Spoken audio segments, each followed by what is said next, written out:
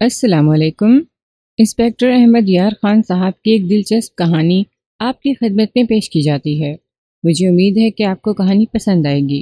کہانی پسند آئے تو لائک اور کمنٹ ضرور کیا کریں۔ شہر دلی کے پہاڑ گنج کے علاقے کا کیس تھا۔ میں اس وقت CIA کے سٹاف میں تھا۔ ایک جوان ہندو لڑکی قتل ہو گئی تھی۔ متعلقہ تھانے میں تفتیش ہوتی رہی لیکن کوئی سراغ نہ ملا۔ اگر یہ لوگ معمولی سے لوگ ہوتے تو قاتل پکڑا جاتا یا کیس عدم پتہ قرار دیا جاتا، لیکن مقتولہ کا باپ اور اس کے خاوند کا باپ بہت بڑے سیٹ تھے اور دونوں سیاسی میدان کے آدمی تھے۔ مطلب ہے کہ دونوں بڑی اونچی سوشل حیثیت والے تھے۔ مقتولہ کے باپ کی کوشش سے یہ کیس CIA کو دے دیا گیا۔ اس کی تفتیش مجھے اور ایک انگریز انسپیکٹر کو دی گئی۔ ہم سب سے پہلے متعلقہ تھانے میں گئے اور SHO سے کیس کی فائل لی، جو پہلے انسپیکٹر والٹر نے دیکھی، لیکن تمام تر ضمنیاں اردو میں لکھی ہوئی ہونے کی وجہ سے اس نے فائل مجھے دے دی۔ دوسرے انگریز افسروں کی طرح والٹر بڑی اچھی اردو بول سکتا تھا لیکن پڑھ نہیں سکتا تھا۔ کیس پڑھ کر میں نے انسپیکٹر والٹر کو سنایا۔ پھر ہم دونوں نے متعلقہ تھانے کے SHO انسپیکٹر نروتم داس سے سوال جواب کیے جیسے اس واردات کا وہ مشتبہ ہو۔ انسپیکٹر والٹر انگریز ہونے کی وجہ سے ہمارا بادشاہ تھا، اس لیے اس کے منہ میں جو بات آتی تھی وہ کہہ ڈالتا تھا۔ اسے انسپیکٹر نروتم داس کے منہ پر کہہ دیا کہ اس تھانے کی گڑبڑ ہے، ورنہ تفتیش کوئی مشکل نظر نہیں آتی۔ مجھے یہ مشکل نظر آ رہی تھی کہ واردات کو 1 مہینہ گزر گیا تھا، اس لیے اب ہمیں اسی ہندو انسپیکٹر کی مدد لینی تھی۔ یہ تو پولیس کی دلچسپی کی باتیں تھیں۔ میں آپ کو یہ سناتا ہوں کہ واردات کیا تھی۔ ایک سیٹھ خاندان کی ایک لڑکی جس کی شادی کو بھی 1 سال ہی گزرا تھا، اس طرح قتل ہو گئی کہ ڈبل بیڈ پر رات کو مردہ پائی گئی۔ انسپیکٹر نروتم داس کے بیان اور FIR کے مطابق ہمیں یہ معلوم ہوا کہ خاوند باہر گیا ہوا تھا۔ وہ رات 11 ساڑھے 11 بجے کے درمیان واپس آیا تو اس کی بیوی پلنگ پر مردہ پڑی ہوئی تھی۔ اس کے خاوند نے دیکھا کہ ایک اٹیچی کیس کھلا ہوا تھا، اس میں اس کی بیوی کے زیورات رکھے ہوئے تھے اور اسی اٹیچی کیس میں چند ہزار روپے نوٹوں کی صورت میں بھی پڑے ہوئے تھے۔ یہ سب مال غائب تھا۔ پوسٹ مارٹم رپورٹ میں موت ہاتھوں سے گلا گھونٹنے سے لکھی گئی تھی اور یہ بھی لکھا گیا تھا کہ مقتولہ کے ساتھ اور کوئی زیادتی نہیں ہوئی۔ اس سے یہ ظاہر ہوا تھا کہ قتل کا باعث ڈکیتی ہے۔ انسپیکٹر نروتم داس نے تصدیق کرا لی تھی کہ مقتولہ کا خاوند اپنے باپ کے پاس بیٹھا رہا تھا۔ اس کے باپ کا بیان بھی شامل تھا۔ وہ کوئی اپنا حساب کتاب کرتے رہے۔ یہ بھی معلوم ہوا کہ مقتولہ اپنے خاوند کے ساتھ اس کے ماں باپ سے الگ ایک مکان میں رہتی تھی۔ یہ بھی واضح تھا کہ مقتولہ کے اپنے سسرال کے ساتھ کوئی ناراضگی نہیں تھی۔ اس کا خاوند اپنے ماں باپ کی رضامندی سے اپنی بیوی کے ساتھ الگ رہتا تھا۔ تھانہ انچارج انسپیکٹر نروتم داس نے اسے ڈکیتی کی واردات یا قتل برائے ڈکیتی لکھ کر تفتیش کو اس لائن پر ڈال دیا تھا۔ اس نے پیشہ ور ڈکیتوں اور مشتبہوں کو اکٹھا کر لیا تھا، اس لحاظ سے وہ تفتیش ٹھیک کر رہا تھا۔ لیکن مقتولہ کا باپ کہتا تھا کہ یہ صرف قتل کی واردات ہے اور مقتولہ کو اس کے خاوند نے قتل کیا ہے۔ اسی کی کوشش سے کیس CIA کے حوالے کیا گیا تھا۔ ہمارے پاس کیس آنے کی ایک وجہ تو یہ ہو سکتی تھی کہ مقتولہ کے باپ کے پاس کوئی ایسی قابل یقین شہادت تھی جسے متعلقہ تفتیشی افسر نظر انداز کر رہا تھا، یا اس شخص کا اثر و رسوخ اتنا تھا کہ اسے کیس CIA کے حوالے کروا دیا گیا۔ ہمیں سب سے پہلے مقتولہ کے باپ سے ملنا تھا۔ ہم نے اسے اور مقتولہ کے خاوند کو بلوانے کا حکم جاری کر دیا۔ میں ایک بات ضرور کہوں گا کہ اس تفتیش کا کریڈٹ صرف مجھے نہیں ملنا چاہیے۔ انسپیکٹر والٹر سراغ رسانی اور تفتیش کی خصوصی مہارت رکھتا تھا۔ مجھے اعتراف ہے کہ میں نے اسے 2-3 ایسے ڈھنگ سیکھے تھے جو کبھی میرے ذہن میں نہیں آئے تھے۔ مقتولہ کا باپ جلدی آ گیا۔ ہم دونوں انسپیکٹروں کے لیے تھانے کا ایک کمرہ الگ کر دیا گیا۔ ہم نے مقتولہ کے باپ کو اس کمرے میں بٹھایا۔ اس سے پہلا سوال یہ پوچھا کہ وہ کس بنا پر کہتا ہے کہ اس کی بیٹی کو اس کے خاوند نے قتل کیا ہے۔ کیا آپ کو یہ معلوم ہو گیا تھا کہ آپ کے داماد کے گھر سے زیورات اور اچھی خاصی رقم چوری ہو گئی ہے؟ میں نے اس سے پوچھا۔ یہ تو پہلے دن ہی معلوم ہو گیا تھا، اس نے تنزیہ سے لہجے میں جواب دیا۔ پھر آپ کیوں کہتے ہیں کہ آپ کی بیٹی کا قاتل آپ کا داماد ہے؟ میں نے پوچھا۔ کیا آپ اسے صحیح نہیں سمجھتے کہ اس گھر میں ڈکیتی کی واردات ہوئی ہے؟ اور کیا آپ یہ نہیں مانتے کہ ڈاکو نے آپ کی بیٹی کو اس لیے قتل کیا ہے کہ اس نے شور مچانے یا مزاحمت کرنے کی کوشش کی ہوگی؟ آپ نہیں جانتے کہ یہ لوگ کتنے فریب کار اور دھوکہ باز ہیں، اس نے کہا۔ اگر آپ یہ پوچھیں کہ میں جانتا تھا کہ یہ فریب کار لوگ ہیں تو میں نے ان کے بیٹے کو اپنی بیٹی کیوں دے دی تھی؟ میں اس کا یہ جواب دوں گا کہ میں سمجھتا تھا کہ یہ لوگ صرف کاروبار میں دھوکہ بازی کرتے ہیں اور دوستوں اور رشتہ داروں کے ساتھ مخلص رہتے ہیں۔ میرے ساتھ تو یہ لوگ بہت ہی اچھے تھے، مگر میری بیٹی کی شادی ان کے ساتھ ہو جانے کی دیر تھی کہ انہوں نے نظریں پھیر لی۔ میرے پاس روپے پیسے کی کمی نہیں، میں نے بیٹی کو تو بہت سارا جہیز دینا ہی تھا، لیکن ان لوگوں کو خوش کرنے کے لیے میں نے بیٹی کو بہت سا کیش بھی دیا، لیکن یہ لوگ خوش ہونے والے نہیں۔ سیٹھ صاحب، میں نے کہا، کیا یہ بہتر نہیں ہوگا کہ آپ ہمارے سوال کا جواب پہلے دے دیں کہ آپ کو اپنے داماد پر شک کیوں ہے؟ وجہ ٹھوس ہونی چاہیے۔ ہم آپ کو پورا موقع دیں گے کہ آپ بیک گراؤنڈ کو اچھی طرح بیان کر سکیں۔ میں نے کوئی زیادہ لمبی چوڑی بیک گراؤنڈ بیان نہیں کرنی، اس نے کہا۔ میں صرف یہ بتا رہا تھا کہ یہ باپ اور بیٹا جھوٹے اور دھوکے باز ہیں۔ میرا داماد عیاش آدمی ہے۔ ہم لوگ جانی میرے اور ان کے خاندان کے افراد میں وہ گھٹن نہیں جو مشہور ہے کہ ہندوں میں پائی جاتی ہے۔ ہم سب تعلیم یافتہ لوگ ہیں اور ہمارے لڑکے اور لڑکیاں سوسائٹی میں گھومتے پھرتے ہیں۔ آپ یوں کہہ لیں کہ ہم روشن خیال لوگ ہیں۔ میرے داماد نے میری بیٹی کو خود اپنے ساتھ لے کر دوستوں سے متعارف کروایا، اسے بڑے ہوٹلوں اور مختلف دعوتوں وغیرہ میں بھی لے جاتا رہا۔ پھر اس نے خود ہی اس پر الزام لگانے شروع کر دیے کہ یہ خراب ہو گئی ہے۔ کیا وہ کسی خاص آدمی کا نام لیتا تھا؟ انسپیکٹر والٹر نے پوچھا۔ وہ کہتا تھا کہ دوستیاں لگاتی پھرتی ہے، وہ کسی کا نام نہیں لیتا تھا، اس نے جواب دیا۔ میری بیٹی جب بھی گھر آتی تھی تو یہی رونا روتی تھی کہ خاوند اس کی چال چلن پر شک کرتا ہے۔ اسی پر ان کی آپس میں جھک جھک ہوتی رہتی تھی۔ کیا خاوند نے اس پر یہ پابندی عائد کی تھی کہ باہر نہ جایا کرے؟ انسپیکٹر والٹر نے پوچھا۔ نہیں، اس نے جواب دیا، میں آپ کو وہ باتیں بتا رہا ہوں جو بیٹی اپنی ماں کے ساتھ یا اپنے بھائی کے ساتھ کرتی تھی۔ ہم نے اس سے پوچھا تھا کہ خاوند نے اس پر کوئی پابندی تو عائد نہیں کی۔ بیٹی نے بتایا تھا کہ باہر جانے سے وہ نہیں روکتا۔ سیٹھ صاحب، میں نے کہا، قتل معمولی جرم نہیں، اس کے لیے غیر معمولی طور پر حوصلہ چاہیے کہ کسی کے لیے ایسے غیر معمولی حالات پیدا ہو جائیں جن پر اس کا اختیار نہ ہو اور وہ کچھ دیر کے لیے اپنا دماغی توازن کھو بیٹھے۔ کیا کوئی ایسی بات ہوئی تھی؟ کیا آپ کی بیٹی کو اس کے خاوند نے کسی کے ساتھ ناقابل اعتراض حالت میں دیکھ لیا تھا؟ انسپیکٹر والٹر نے پوچھا۔ ایسے ہوا تھا کہ آپ کی بیٹی اپنے خاوند کے ساتھ لڑ جھگڑ کر آپ کے پاس آ گئی ہو اور خاوند اسے بہلا پھسلا کر اپنے ساتھ لے گیا۔ نہیں، اس نے جواب دیا۔ میں سمجھتا ہوں کہ آپ کیا پوچھنا چاہتے ہیں، یہ میں آپ کو بتا دیتا ہوں۔ میری بیٹی اس کی بات نہیں مانتی تھی۔ اس شخص نے خاصی لمبی بات کی تھی، کچھ اس نے بتایا، کچھ ہم نے پوچھا۔ اس سے یہ صورت سامنے آئی کہ مقتولہ تیز ترار لڑکی تھی، خوبصورت بھی تھی اور جرأت بھی رکھتی تھی۔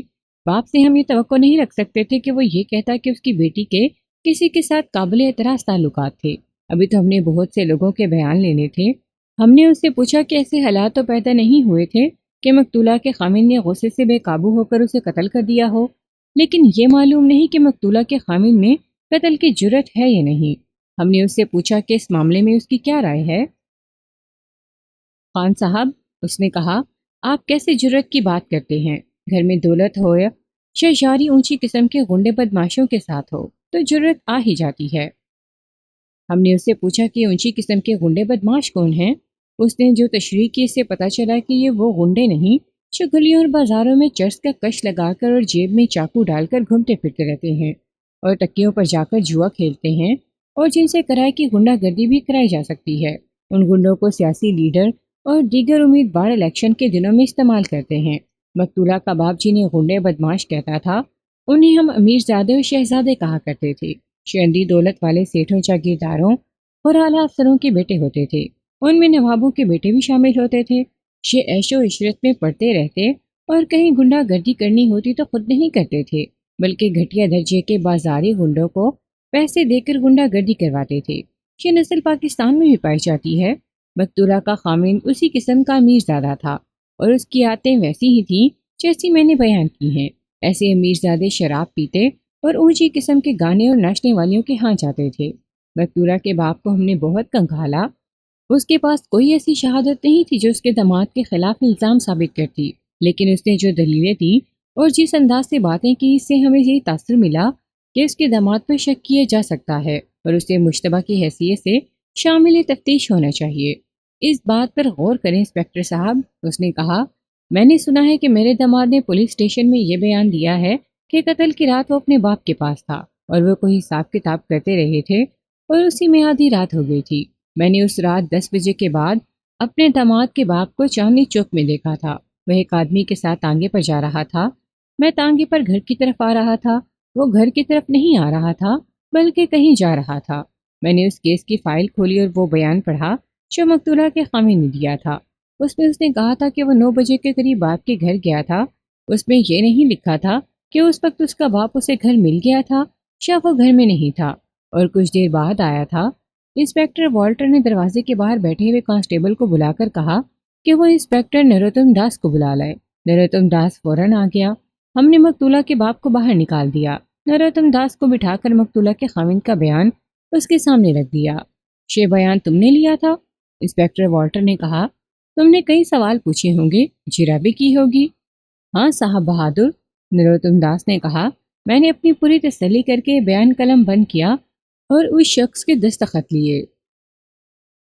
انسپیکٹر والٹر نے مجھے کہا کہ میں مقتولہ کے سسر کا بیان کھول کر پڑھوں۔ میں نے اس کا بیان پڑھ کر اسے سنایا۔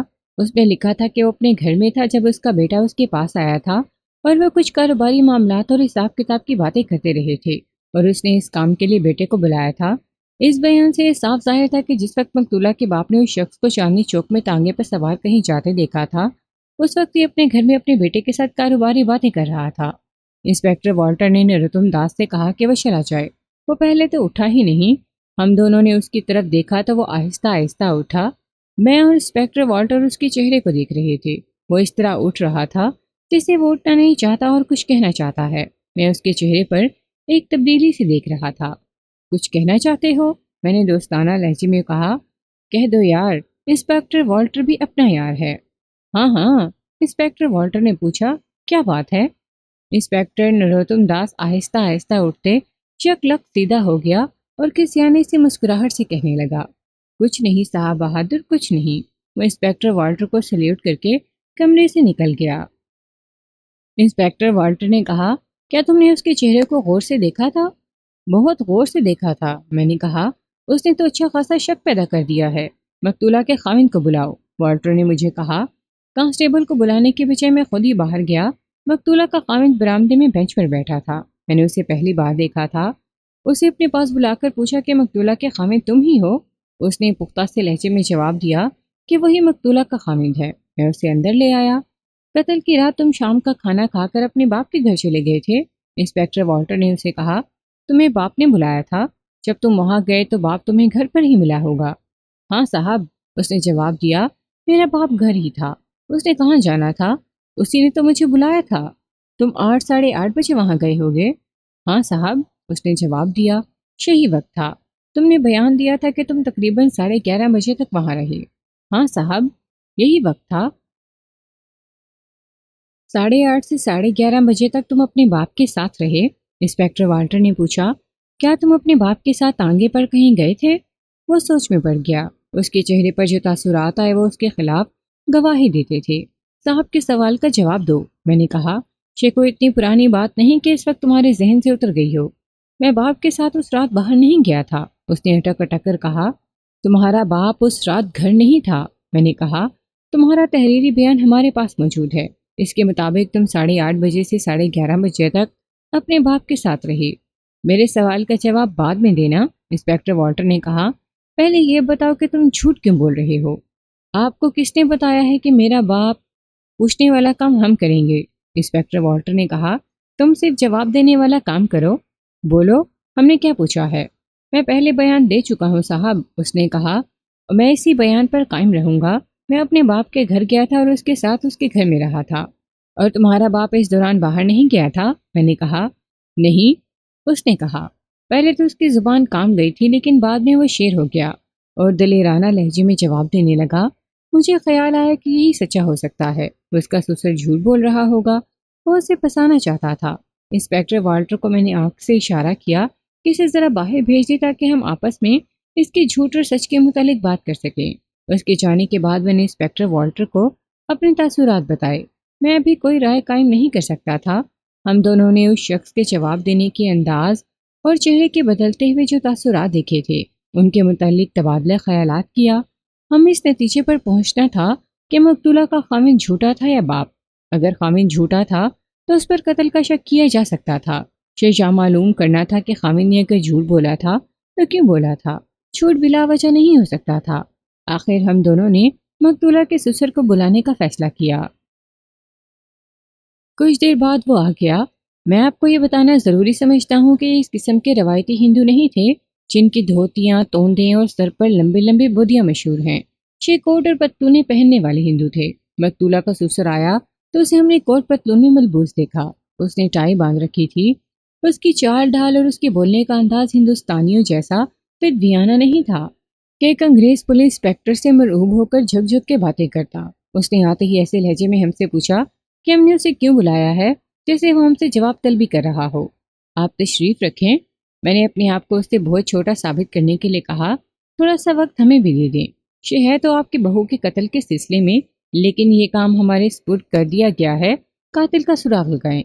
हमें आपकी मदद की जरूरत है। मैं तो उस घड़ी को रोता हूँ जब मैं उस लड़की को अपने बेटे के लिए ब्याह कर लाया था। उसने कहा। क्यों? मैंने पूछा।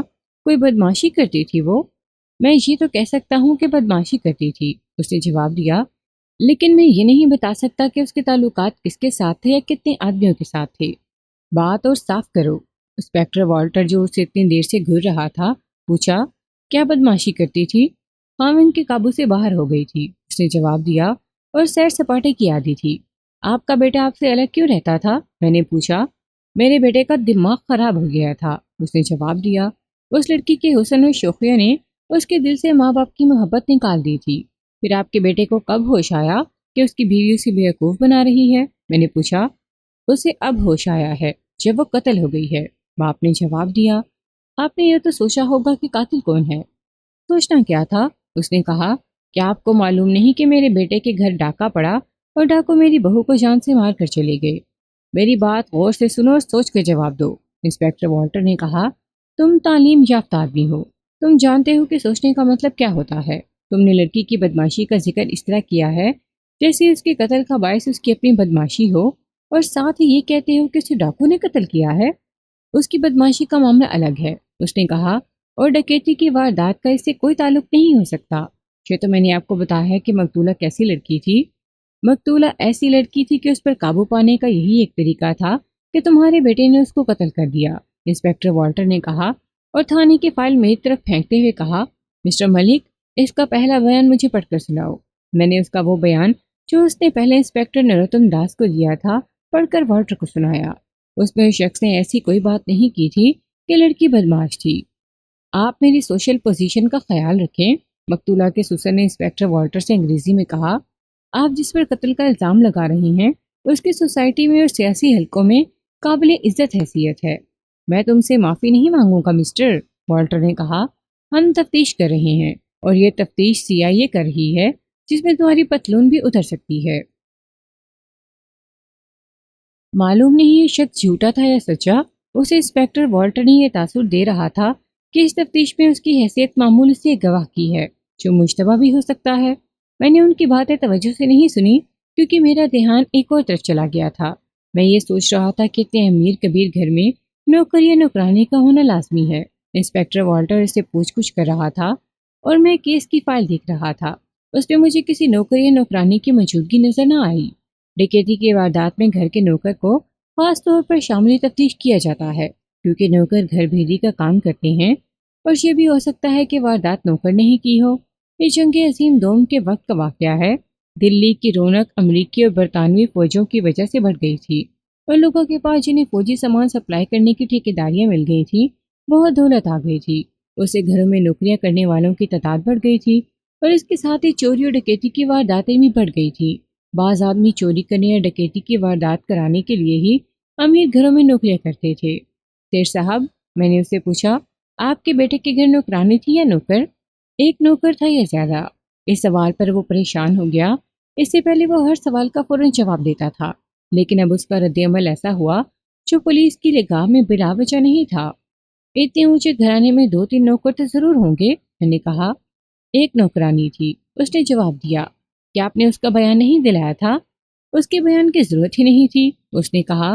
वो सुबह आती थी और शाम के बाद चली जाती थी। आप अकल और होश वाले आदमी हैं, मैंने कहा। क्या आपको यह ख्याल नहीं आया था कि नौकरानी घर भेदी हो सकती है? आपका हजारों की मालियत का माल चोरी हो गया है और आपने नौकरानी पर शक नहीं किया। ये भी तो हो सकता है कि नौकरानी मशरूमों के साथ थी और इस वजह से आपकी बहू को कत्ल किया गया, कि उसने अपनी नौकरानी को पहचान लिया था। इससे क्या पूछते हो? इंस्पेक्टर वॉल्टर ने मुझे कहा। इसे बाहर अलग बिठाओ, इंस्पेक्टर नरोत्तम को बुलाओ। फौरन बाद इंस्पेक्टर नरोत्तम दास हमारे सामने खड़ा था और मकतूला के ससुर को इस हिदायत के साथ एक कांस्टेबल के हवाले कर दिया गया था کیا اس گھر میں کوئی نوکر یا نوکرانی نہیں تھی؟ انسپیکٹر والٹر نے انسپیکٹر نروتم داس سے پوچھا۔ میرا خیال ہے کہ نوکر بھی نہیں تھا اور کوئی نوکرانی بھی نہیں تھی، نروتم نے ایسے انداز سے جواب دیا جیسے اسکول کا کوئی نالائق بچہ ماسٹر کے سوال کا جواب دیتے ہوئے یہ یقین نہ رکھتا ہو کہ اس کا جواب صحیح ہوگا۔ اور میرے خیال میں تم نے یہ ساری تفتیش اپنے خیالوں کے مطابق کی ہے، انسپیکٹر والٹر نے اسے طنزیہ کہا۔ میں یہ نہیں مانوں گا کہ تمہیں یہ بھی معلوم نہ ہو کہ ڈکیتی کی واردات میں سب سے پہلے مشتبہ گھر کا نوکر ہو سکتا ہے۔ کیا تم نے ان سے پوچھا تھا کہ گھر میں کوئی نوکر ہے؟ پوچھا تھا صاحب، نروتم داس نے جواب دیا۔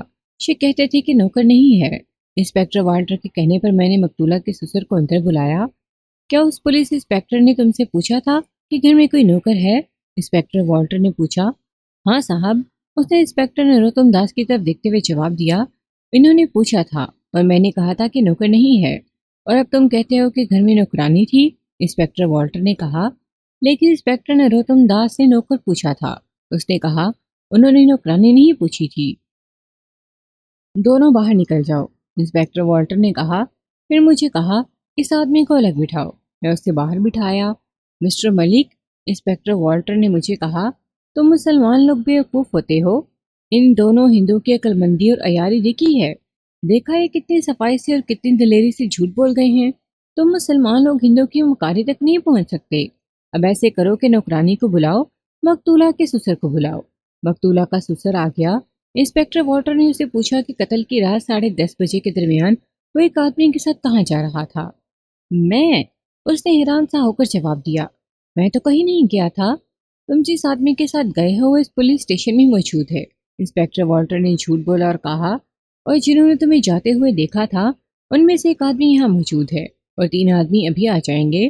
اگر تم سچ بول دو تو ان آدمیوں کے سامنے اپنی بے عزتی سے بچ جاؤ گے۔ وہ سمجھ گیا کہ مقتولہ کے باپ نے انہیں بتایا ہے کہ کہیں وہ جا رہا تھا۔ اس نے مقتولہ کے باپ کے خلاف بولنا شروع کر دیا۔ ہم نے اس کی واہی تباہی بھی غور سے سنی۔ تمہارے بیٹے کی نوکرانی اس وقت کہاں ہوگی؟ انسپیکٹر والٹر نے پوچھا۔ مجھے نہیں معلوم، اس نے جواب دیا۔ ہم نے مقتولہ کے خاوند کو بلایا، اس نے نوکرانی کے متعلق پوچھا۔ اس نے بتایا کہ وہ گھر ہوگی۔ ہمارے ساتھ اپنے 2 کانسٹیبل تھے جو ہماری طرح بغیر وردی کے تھے۔ CIA کا اسٹاف بغیر وردی کام کرتا تھا۔ ان میں سے ایک ہیڈ کانسٹیبل کے ساتھ اس تھانے کا ایک ہیڈ کانسٹیبل بھیجا کہ وہ ان کے گھر سے نوکرانی کو لے آئے۔ نوکرانی آ گئی۔ وہ ڈھیر عمر کی غریب سی عورت تھی، یہ دیکھنے کے لیے کہ یہ کیسی عورت ہے، یہ کس کماش کی عورت ہے۔ میں نے اور انسپیکٹر والٹر نے اس کے ساتھ مختلف باتیں کی جس سے گپ شپ لگائی جاتی ہے۔ اسے بیٹھنے کو کہا تو وہ فرش پر بیٹھ گئی۔ ہم دونوں نے اسے کہا کہ وہ کرسی پر بیٹھے تو اس نے ہاتھ جوڑ کر کہا کہ اس کی اتنی حیثیت نہیں۔ ہماری کوشش کے باوجود اس پر ہمارا ڈر سوار رہا۔ اتنی زیادہ باتوں سے یہ جان گئے کہ کوئی چلاک عورت نہیں اور یہ ہیرا پھیری نہیں کرے گی۔ ہمارے پوچھنے پر اس نے بتایا کہ جس دن چھوٹا سیٹ یعنی مقتولہ کا خاوند اسے الگ مکان میں لایا تھا، اس کے اگلے دن سے ہی وہ اس گھر میں ملازم ہے۔ نوکرانی کو معلوم تھا یہ اب اپنے ماں باپ سے الگ ہو کر اس مکان میں آیا ہے۔ پہاڑ گنج میں ان کا اپنا مکان تھا۔ اس کے باپ نے بڑے اچھے علاقے میں اپنی کوٹھی بنوا لی تھی۔ ہم نے اس سے اپنے مطلب کی تمام باتیں پوچھی، جن میں سب سے زیادہ اہم بات یہ تھی کہ میاں بیوی کے آپس کے تعلقات کیسے تھے۔ آپ نے نوٹ کیا ہوگا کہ میں اور انسپیکٹر والٹر ڈکیتی کی واردات کو نظر انداز کر رہے تھے، یہ اس لیے کہ ہمارے سامنے مشکوک آتے جا رہے تھے۔ اس نوکرانی نے بتایا کہ شروع میں مقتولہ اور اس کے خاوند کے تعلقات بہت اچھے رہے۔ تقریباً روزانہ شام دونوں باہر چلے جاتے اور رات دیر سے واپس آتے تھے۔ نوکرانی رات کو اپنے گھر چلی جاتی تھی۔ نوکرانی نے یہ بھی بتایا کہ 4-5 مہینے ہی گزرے تھے کہ میاں بیوی میں تھوڑا تھوڑا کھچاؤ پیدا ہونا شروع ہو گیا۔ مقتولہ نوکرانی کی رائے کے مطابق پہلے ہی آزاد خیال تھی، اب خاوند نے اسے گھمانا پھرانا اور زیادہ آزاد کر دیا تھا۔ یوں ہونے لگا کہ خاوند اکیلا باہر جاتا اور مقتولہ اکیلی نکل جاتی۔ پھر ان میں تلخ کلامی شروع ہو گئی، پھر ان میں لڑائی جھگڑے ہونے لگے۔ نوبت یہاں تک پہنچ گئی کہ 2-3 دن آپس میں بول چال بند تھی۔ جس رات وہ قتل ہوئی، کیا اس روز یا اس شام ان کے آپس میں لڑائی ہوئی تھی؟ میں نے پوچھا۔ اس روز نہیں، نوکرانی نے بلا جھجک جواب دیا۔ اس سے 1 رات پہلے ان کی جو لڑائی ہوئی تھی وہ بڑی ہی سخت تھی۔ میں تو یہ سمجھتی تھی کہ چھوٹا سیٹ اپنی بیوی کی پٹائی کر دے گا۔ اس لڑائی کی کچھ باتیں سناؤ، انسپیکٹر والٹر نے کہا۔ وہ تو صاحب بہادر ایسی لڑائی تھی جیسے 2 دشمن لڑتے ہیں، اس نے جواب دیا۔ مقتولہ نے چھوٹے سیٹ کو یہاں تک کہہ دیا کہ میں تیری صورت بھی نہیں دکھنا چاہتی۔ چھوٹے سیٹ نے کہا کہ یہ مت سمجھ کہ میں تم سے جان نہیں چھڑا سکتا، میں تمہیں زمین کے تختے سے اٹھا دوں گا۔ چھوٹے سیٹ نے یہ بھی کہا تھا کہ زندہ رہنا چاہتی ہو اور اس گھر میں رہنا ہے تو آئندہ تم اپنے اس یار سے نہیں ملو گی۔ مالکن نے کہا تھا کہ میں اس سے ملتی ہوں یا نہیں، لیکن اب ملوں گی اور مجھے روک کر دیکھو۔ اس کے علاوہ نوکرانی نے جو باتیں ان کی اس لڑائی کے متعلق سنائی، ان سے ظاہر ہوتا تھا کہ کوئی معمولی لڑائی نہیں تھی، بلکہ یہ فیصلہ کن مارکا تھا۔ ہم نے نوکرانی سے پوچھا کہ وہ کون تھا جسے مقتولہ کا خاوند اسے ملنے سے منع کر رہا تھا۔ نوکرانی نے بتایا کہ باہر کی کوئی بات وہ نہیں بتا سکتی۔ میں نے اس سے پوچھا کہ مقتولہ اس کے ساتھ کیا سلوک کرتی تھی۔ نوکرانی نے سر جھکا لیا۔ ایک آدھ منٹ بعد اس نے سر اٹھایا تو اس کے آنسو بہہ رہے تھے جو اس نے دوپٹے سے صاف کر لیے۔ وہ تو صاحب یوں سمجھو کہ میری اپنی بیٹی تھی۔ نوکرانی نے آنسو بہاتے ہوئے جواب دیا، مجھ پر وہ بھروسہ کرتی تھی۔ سیدھی بات ہے کہ وہ مجھے اپنی ماں جیسے سمجھتی تھی۔ میرے ساتھ اس نے اس طرح کبھی بات نہیں کی تھی جس طرح مالک نوکروں کے ساتھ بولتے ہیں۔ کیا تمہیں معلوم تھا کہ وہ زیور کہاں رکھتی تھی؟ میں نے پوچھا۔ ہاں جی، اس نے جواب دیا، ایک ٹرنک کے اندر بائیں طرف خانہ بنا ہوا ہے، سارے زیورات اس خانے میں رکھے رہتے تھے۔ اس خانے کا الگ تالا ہے جو خانے کے اندر بنا ہوا ہے، اسی میں مالکن کچھ رقم بھی رکھتی تھی۔ روزمرہ پہننے کے لیے وہ تھوڑا سا زیور سنگار میز کی دراز میں رکھتی تھی۔ کیا مالکن نے تمہیں کبھی ٹرنک کا زیورات والا خانہ دکھایا تھا؟ میں نے پوچھا۔ یا تم نے ویسے ہی کبھی دیکھ لیا تھا؟ اس نے خود دکھایا تھا، اس نے جواب دیا۔ دوبارہ ایسا ہوا کہ وہ اپنے رشتہ داروں کی شادی پر گئی تو اسے زیادہ زیور پہننا پڑا۔ اس نے میرے سامنے ٹرنک کھول کر زیور پہنا اور واپس آئے تو اس نے مجھے سارا زیور دے کر کہا کہ وہیں خانے میں رکھ کر چابیاں مجھے دے دو۔ تھانے کی فائل میں مسروقہ مال کی جو تفصیلات لکھی تھیں ان میں یہ تحریر تھا کہ تمام زیورات ایک اٹیچی میں تھے جو چمڑے کا تھا اور چھوٹے سائز کا تھا۔ رقم بھی اسی میں تھی۔ جو اٹیچی ٹرنکوں کے اوپر پڑا رہتا تھا اسے تھانے ایگزیبٹ کے طور پر رکھا گیا تھا، لیکن نوکرانی کہہ رہی تھی کہ زیورات ایک ٹرنک میں رکھے رہتے تھے اور یہ ٹرنک 3 ٹرکوں کے نیچے رکھا ہوا تھا۔ ذہن اسی کو قبول کرتا تھا۔ لوگ گھروں میں زیورات اور رقم والے ٹرنک دوسرے ٹرنکوں کے نیچے رکھتے ہیں۔ کیا تمہیں معلوم ہے کہ زیورات اور رقم چمڑے کی کٹیچی کیسے چوری کیے گئے ہیں؟ میں نے پوچھا۔ معلوم ہے صاحب، نوکرانی نے جواب دیا۔ میں کیا بتاؤں؟ اس اٹیچی کیس میں مالکن اپنی کتابیں، رسالے، پیڈ وغیرہ رکھا کرتی تھی۔ اگر اس نے اس رات زیورات اسی اٹیچی کیس میں رکھ دیے ہوں جس رات وہ قتل ہوئی تو میں کچھ نہیں کہہ سکتی۔ اس رات جب تک میں اس گھر میں رہی مالکن نے ٹرنک سے زیورات نہیں نکالے تھے۔ تم کتنے بجے اس گھر سے فارغ ہو کر اپنے گھر گئی تھی؟ انسپیکٹر والٹر نے پوچھا۔ میں نے وقت نہیں دیکھا تھا صاحب، نوکرانی نے جواب دیا۔ 9 بج چکے ہوں گے۔ کیا چھوٹا سیر تمہاری موجودگی میں باہر نکلا تھا؟ انسپیکٹر والٹر نے پوچھا اور کہا، وہ شاید 8 ساڑھے 8 بجے گھر سے نکلا تھا۔ نہیں، اس نے جواب دیا، وہ تو شام سے پہلے گھر سے نکلا تھا۔ وہ کھانے پر واپس گھر نہیں آیا تھا۔ مالکن نے اکیلے کھانا کھایا تھا۔ میں روزمرہ کے وقت پر اپنے گھر چلی گئی تھی۔ صبح آئے تو آگے گھر ہی اجڑا ہوا دیکھا۔ گھر میں کون تھا؟ میں نے پوچھا۔ پولیس کا سپاہی باہر بیٹھا ہوا تھا، اس نے کہا۔ اس نے مجھے اندر نہیں جانے دیا۔ محلے کی عورتوں سے مجھے پتہ چلا کہ تمہیں تھانے نہیں بلایا گیا تھا؟ میں نے پوچھا۔ یا کسی نے تمہیں کچھ کہا یا پوچھا؟ نہ تھانے بلایا گیا نہ کسی اور نے کچھ پوچھا، اس نے جواب دیا۔ ہاں، چھوٹے سیٹ کے پتا جی نے دوسرے دن مجھے اپنے گھر بلایا تھا۔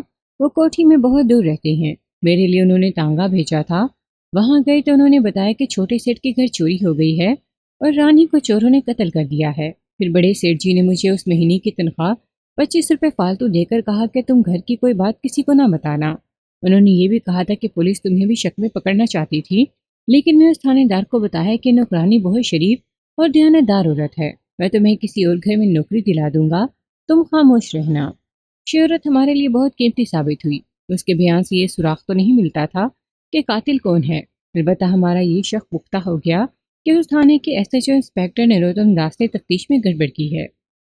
نروتم داس کوئی نالائق تفتیشی افسر نہیں تھا۔ اس نے میری شک کے مطابق رشوت لی ہوگی۔ اگر قاتل مقتولہ کا خاوند ہی تھا تو اس کا باپ اثر و رسوخ فلاد بھی تھا۔ اس نے اپنا اثر و رسوخ کا استعمال کر لیا ہوگا۔ یہ بات بھی تھی کہ ہندو خاندان تھا۔ انسپیکٹر نروتم داس بھی ہندو تھا۔ ہندوؤں میں ویسے بھی قتل جیسی سنگین وارداتیں نہیں ہوا کرتی تھیں۔ یہ تو اونچے نام والا خاندان تھا اور اس خاندان کے پاس دولت تھی۔ مقتولہ کے سسر نے اس ہندو تھانے دار کو خرید لیا ہوگا۔ اس نے اپنے خاندان کی عزت بچانے کے لیے اپنی دولت اور اپنے اثر و رسوخ کے ذریعے انتہائی کوشش کی ہوگی۔ نوکرانی کے سینے سے جو باتیں باہر آ گئی تھیں، یہ ہمارا کمال تھا۔ دوسری وجہ یہ تھی کہ اسے مقتولہ کے ساتھ بہت پیار تھا۔ اس کے آنسو رکتے ہی نہیں تھے۔ اسے اچانک یاد آیا کہ اسے خاموش رہنے کا حکم دیا گیا تھا۔ اس نے ہاتھ جوڑ کر منت شروع کر دی کہ میں ان سیٹوں کو نہ پتہ چلنے دوں کہ اس نے ہمیں یہ باتیں بتائی ہیں۔ میں نے اسے جھوٹی تسلیاں دی کہ اس کا نام ظاہر نہیں کیا جائے گا۔ CIA نے نہ کبھی کسی تھانے میں بیٹھ کر تفتیش کی تھی، نہ اب کرتی ہے۔ پولیس کی اس برانچ کا الگ ہیڈ کوارٹر ہوتا ہے، جہاں تفتیش میں 3rd ڈگری یعنی اظہار رسانی کو خاص مقام حاصل ہے۔ وہاں سوال و جواب کم اور دستی کاروائیاں زیادہ چلتی ہیں۔ انگریزوں کے زمانے میں پنجاب کے دوآبا کے علاقے میں، جہاں ڈکیتی اور قتل کی وارداتیں روزمرہ کا معمول تھا، CIA کو اردلی جتھا کہا جاتا تھا۔ دورلی چمڑے کا بنا ہوا چھتر سا ہوتا تھا۔ ملزم یا مشتبہ کو مرغا بنا کر اس کے جسم کے پچھلے حصے پر یہ دورلی ماری جاتی تھی۔ بڑے بڑے نامی گرامی قوی ہیکل ڈاکو دورلی کی 2-3 ضربیں برداشت نہیں کر سکتے تھے۔ آج کل تو 3rd ڈگری کے سائنسی طریقے استعمال ہوتے ہیں۔ بعض مشتبہوں کو ہلکی سی اذیت بھی نہیں دی جاتی۔ انہیں کھانے میں امریکہ کی CIA کی بنائی ہوئی دوائیاں دے دی جاتی ہیں جو برین واشنگ کا کام کرتی ہیں۔ انسپیکٹر والٹر نے جب یقین کر لیا کہ تفتیش میں گڑبڑ ہوئی ہے اور اس میں جھوٹ کی آمیزش اتنی زیادہ ہے کہ اصل قاتل کو بچانے کی کوشش کی گئی ہے، تو اس نے کہا کہ ان سب کو اپنے ہیڈ کوارٹر لے چلو۔ اس کیس کی فائل ہم نے اپنے قبضے میں لے لی تھی۔ انسپیکٹر نروتم داس کو بھی ساتھ لے لیا اور اب ہم اپنے ہیڈ کوارٹر جا پہنچے۔ انسپیکٹر والٹر نے مجھے بتایا کہ میں مقتولہ کے خامند اور اس کے سسر کو بتا دوں کہ یہاں تفتیش کیسی ہوگی اور ان کے لیے کیا بہتر ہے۔ سیر صاحب، میں نے مقتولہ کے سسر کو الگ لے جا کر کہا کہ آپ کی خوش قسمتی ہے کہ میں ایک ہندوستانی اس انگریز انسپیکٹر کے ساتھ ہوں۔ میں نہ ہوتا تو اب تک اور آپ کا بیٹا تفتیش والے کمرے میں الٹے لٹکے ہوئے ہوتے۔ ان کمروں میں انگریز پولیس افسروں کے ہاتھوں کئی ہندوستانی مارے گئے ہیں اور کئی اظہار رسانی سے ہمیشہ کے لیے دماغی لحاظ سے معذور ہو گئے ہیں۔ آپ مجھے دھمکی کیوں دے رہے ہیں؟ اس نے ڈرنے کی بجائے عجیب رعونت سے مجھ سے پوچھا۔ کیا آپ یہ کہنا چاہتے ہیں کہ میں اپنی بہو کو میں نے قتل کیا ہے؟ میں آپ کو یہی کہنا چاہتا ہوں کہ ہمیں بالکل علم نہیں کہ آپ کی بہو کو کس نے قتل کیا ہے۔ میں نے کہا، میری گزارش یہ ہے کہ آپ کو جو کچھ بھی معلوم ہے وہ بالکل صحیح بتا دیں، جھوٹ نہ بولیں، اور جو جھوٹ آپ پہلے بول چکے ہیں وہ اب یہاں آ کر نہ دہرائیں، ورنہ آپ کی عزت مٹی میں مل جائے گی۔ میں آپ کی مدد کرنا چاہتا ہوں۔ اگر بات کچھ اور ہے اور تھانے میں کچھ اور بنائی گئی ہے تو مجھے اب بتا دیں۔ میں آپ کا ہندوستانی بھائی ہوں اور اتفاق سے اس انگریز انسپیکٹر کے ساتھ میرے دوستانہ مراسم ہیں۔ میں اس شخص کے ساتھ سچے دل سے ہمدردی نہیں کر رہا تھا۔ میری ہمدردی اور وفاداری اپنی ڈیوٹی کے ساتھ تھی، لیکن وہ پکا ہندو تھا اور اس کے پاس دولت بھی تھی اور اثر و رسوخ بھی تھا۔ وہ سیاسی آدمی تھا۔ اس کے رویے سے پتہ چلتا تھا کہ اسے کسی کا ڈر نہیں۔ وہ جس طرح دلیری اور خود اعتمادی سے بولتا تھا، اس سے مجھے یہ خیال بھی آتا تھا کہ اس نے تفتیش میں گڑبڑ نہیں کرائی اور اسے اور اس کے بیٹے کو معلوم ہی نہیں کہ قاتل کون ہے۔ میں اس کے ساتھ باتیں کر ہی رہا تھا کہ انسپیکٹر والٹر نے مجھے بلا لیا اور پوچھا کہ یہ کیا کہتا ہے۔ میں نے اسے وہ ساری گفتگو سنائی جو اس سیٹ کے ساتھ ہوئی تھی۔ میں نے اپنی یہ رائے دی کہ اس شخص کے دماغ پر پیسہ سوار ہے اور اس کا دماغ درست ہونا چاہیے۔ ہمارے پاس وقت نہیں، انسپیکٹر والٹر نے کہا، فالتو بات بند، امرناتھ کو اندر لے آؤ۔ وہ فوراً تفتیش کا اگلا اور اہم مرحلہ شروع کر رہا تھا۔ میں آپ کو سنا چکا ہوں کہ ان لوگوں پر شک پختہ ہو گیا تھا۔ امرناتھ مقتولہ کے خامند کا نام تھا۔ میں اسے اندر لے گیا۔ انسپیکٹر والٹر نے اسے فرش پر اکڑوں بٹھا دیا۔ ایک امیر زادے کے لیے فرش پر بیٹھنا ہی ایک اذیت تھی۔ انسپیکٹر والٹر نے مجھے اشارہ کیا اور ایک کوڈ بولا۔ یہ CIA کے اسٹاف کے خفیہ کوڈ تھے۔ میں باہر نکلا اور پہلوانوں جیسے جسم کے کانسٹیبل کو اندر لے گیا۔ اسے امرناتھ کے کندھوں پر اس طرح بٹھا دیا جس طرح سٹول پر بیٹھا جاتا ہے۔ کانسٹیبل کی ادھر پیٹھ تھی، جدھر امرناتھ کا منہ تھا وہ اکڑوں بیٹھا تھا، جسے پاؤں پر بیٹھنا کہتے ہیں۔ کانسٹیبل کے وزن سے وہ جھک گیا۔ کانسٹیبل کے پاؤں فرش پر تھے۔ امرناتھ کراہنے لگا۔ میں اور انسپیکٹر والٹر اس کے سامنے فرش پر بیٹھ گئے۔ ہم دونوں نے باری باری اسے پوچھ گچھ شروع کر دی۔ ہم اس کے منہ سے یہ کہلوانا چاہتے تھے کہ اس نے جھوٹ بولا ہے کہ قتل کی شام اس نے گھر کھانا کھایا تھا اور اس کے بعد اپنے باپ کے گھر چلا گیا تھا، اور دونوں کوئی حساب کتاب کرتے رہے تھے۔ اس نے یہ بھی جھوٹ بولا کہ اس کا باپ گھر ہی پر ہی تھا۔ سچ یہ تھا کہ وہ کہیں اور چلا گیا تھا۔ وہ جوان آدمی تھا، اس میں ابھی برداشت تھی۔ وہ یہی کہتا رہا کہ انسپیکٹر نروتم داس کو جو بیان دیا ہے وہی صحیح ہے۔ سورج غروب ہو چکا تھا۔ میں باہر نکلا تو امرناتھ کا باپ میرے پاس آیا۔ آپ مجھے کچھ دیر کے لیے جانے کی اجازت دیں، اس نے کہا۔ میں اپنے وکیل کو یہاں لانا چاہتا ہوں۔ آپ شامل تفتیش ہیں، میں نے کہا۔ آپ کو یہاں سے جانے کی اجازت نہیں مل سکتی۔ سیر صاحب، یہ تھانہ نہیں اور یہ کسی مجسٹریٹ کی عدالت بھی نہیں۔ اگر نوبت مقدمے تک پہنچ گئی تو آپ کو وکیل کرنے اور صفائی پیش کرنے کا پورا موقع دیا جائے گا۔ ابھی آپ تفتیش بھگتا لیں۔ امرناتھ کو اسی کمرے میں رہنے دیا۔ 2 ہیڈ کانسٹیبلوں کو اس کے کمرے میں بھیج دیا۔ ان کا کام یہ تھا کہ امرناتھ کو سونے نہ دیں اور اس کی خاطر تواضع کرتے رہیں۔ انہوں نے اسے زد و کوب نہیں کرنا تھا۔ ہیڈ کانسٹیبل جانتے تھے کہ آج کی رات کیا کرنا ہے۔ اسے سوائے پانی کے کچھ دینا نہیں تھا۔ ہم دونوں انسپیکٹر تفتیش کے دوسرے کمرے میں چلے گئے اور انسپیکٹر نروتم داس کو وہاں بٹھا لیا۔ پہلے تو اسے سمجھایا کہ اس نے جو گھپلا کیا ہے وہ بتا دے اور ہم اس پر پردہ ڈال دیں گے۔ اسے معلوم تھا کہ پولیس انسپیکٹر پردہ ڈالنے پر آ جاتے تو پہاڑ بھی نظروں سے اوجھل کر دیتے ہیں، لیکن نروتم داس کو اتنی شے حاصل تھی کہ وہ ہماری بات پر آ ہی نہیں رہا تھا۔ تم نے چمڑے کا ایک اٹیچی کیس اپنے قبضے میں رکھا ہوا ہے، انسپیکٹر والٹر نے کہا۔ تمہیں بتایا گیا تھا کہ زیورات اور رقم اس میں سے نکلی ہے۔ کیا تم نے اس پر انگلیوں کے نشان دیکھے تھے؟ نشان نہیں ملے تھے، اس نے جواب دیا۔ میں نے دیکھنے کی کوشش کی تھی۔ تم نے گھر کی نوکرانی کو شامل تفتیش کیوں نہیں کیا تھا؟ اس سے پوچھ گچھ کی تھی، اس نے جواب دیا۔ باقاعدہ شامل تفتیش نہیں کیا تھا، اسے کچھ بھی معلوم نہیں۔ نروتم بھائی، میں نے کہا، کیا تمہیں اپنی سروس کی کوئی فکر نہیں؟ سروس کی بات مت کرو مسٹر ملک، انسپیکٹر والٹر نے کہا۔ جیل کی بات کرو۔ یہ شخص اپنے ہاتھ سے اپنے لیے جیل کا گیٹ کھول رہا ہے، ہم اسے روک نہیں سکتے۔ انسپیکٹر نروتم داس، اپنے آپ کو لائن حاضر سمجھو، ادھر ہی رہو، ہم ابھی تمہیں گرفتار نہیں کریں گے۔ انسپیکٹر نروتم داس نے مظلوم بن کر فریادیں شروع کر دی۔ وہ اپنے آپ کو بے گناہ ثابت کر رہا تھا۔ انسپیکٹر والٹر صاحب بہادر، اس نے کہا، میں نے ابھی تفتیش ختم نہیں کی۔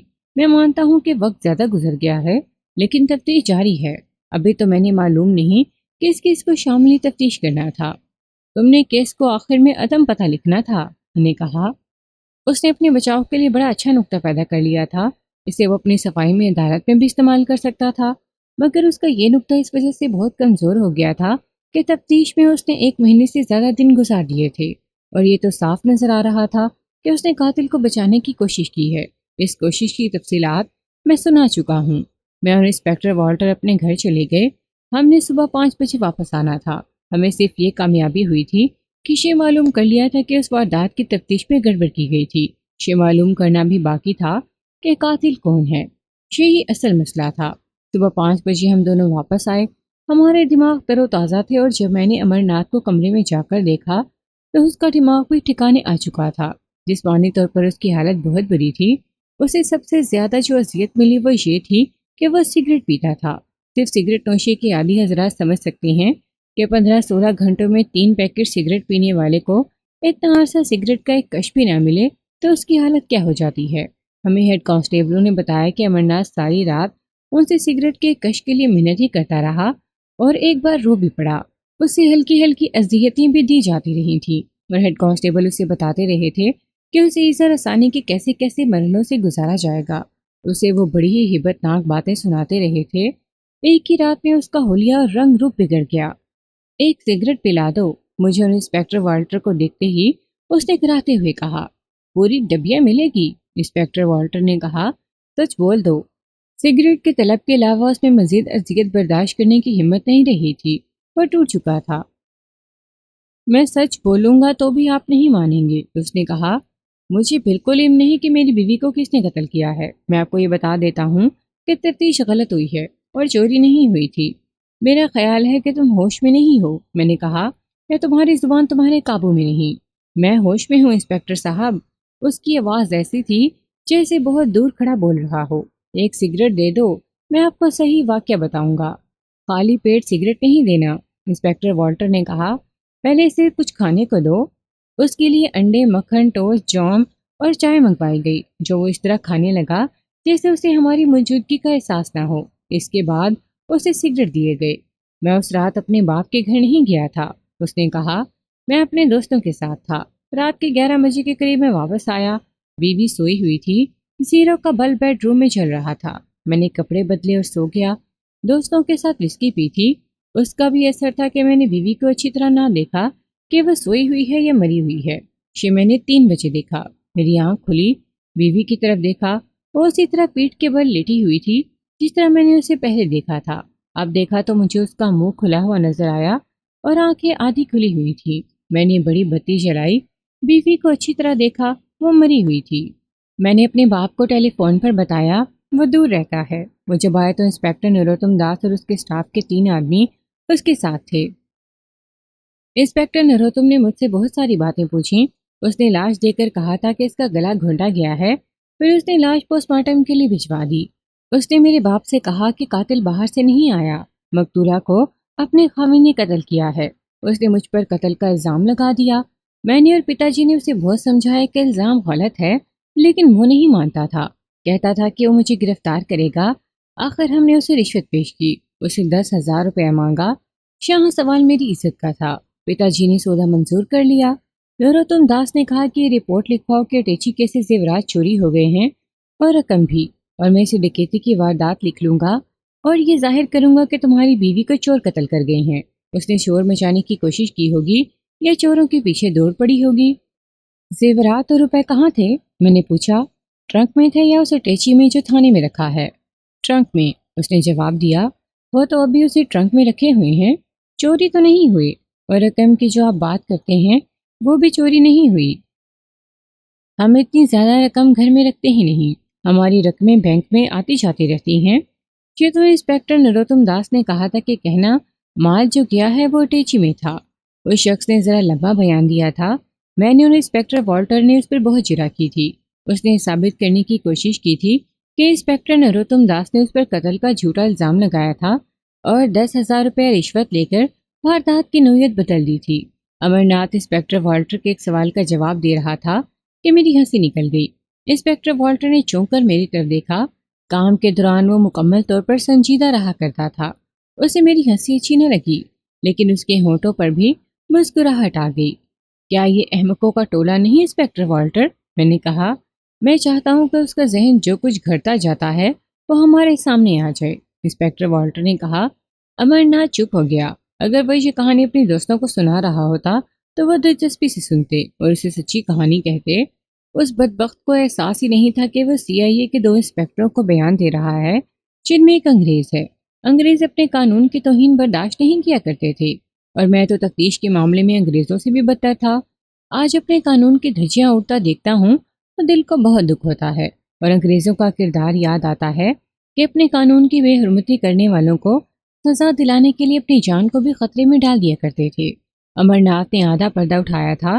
یہ تو ہم نے اپنی پیشہ ورانہ ذہانت سے معلوم کر لیا تھا کہ تفتیش میں سنگین قسم کی گڑبڑ کی گئی ہے، جس کا مقصد صرف یہ ہے کہ قاتل پر پردہ ڈالا جا سکے۔ امرناتھ نے انسپیکٹر نروتم داس کو تو ننگا کر دیا، لیکن ایسا بیان دے کر کچھ حقائق کو چھپانے کی کوشش کی جسے کوئی بھی تفتیشی افسر صحیح تسلیم نہیں کر سکتا۔ میں کہانی کو طوالت سے بچانے کی خاطر امرناتھ کا پورا بیان نہیں سنا رہا، اور جن باتوں پر ہمیں شک ہوا وہ میں نے بھی الگ الگ کر کے نہیں سنا رہا۔ ایک بار ضرور سناؤں گا۔ امرناتھ نے بتایا کہ اس کی بیوی کی لاش پلنگ پر پیٹ کے بل پڑی تھی۔